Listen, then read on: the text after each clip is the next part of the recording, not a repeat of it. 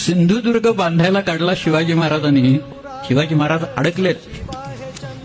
किल्ल्याचं काय ते परत आले.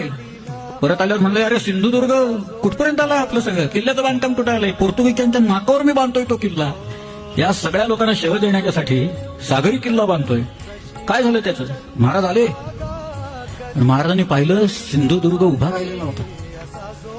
सिंधुदुर्गाचा जो आर्किटेक्ट आणि इंजिनियर होता त्याचं नाव हिरोजी इंदलकर. महाराज म्हणाले, हिरोजी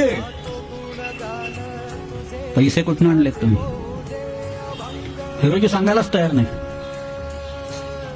लोक म्हणाले, हिरोजीने स्वतःचे दागिने सावकाराकडे गहाण ठेवून पैसे काढून किल्ला बांधला.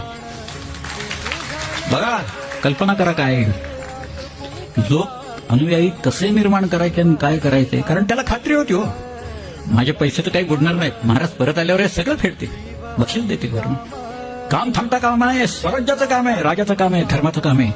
हे काम झालं पाहिजे, किल्ला उभा केला पाहिजे. महाराज सद्गदित झाले आणि म्हणाले, हिरोजी मागून घ्या काय पाहिजे. हिरोजी म्हणाला, काही नको महाराज, तुम्ही दिलं एवढं मला बास आहे. पण राजधानीच्या किल्ल्याचं बांधकाम काढायला ना त्यावेळेला किल्ला मला बांधायला दे. राजधानी मी बांधेन, आपली स्वराज्याची राजधानी.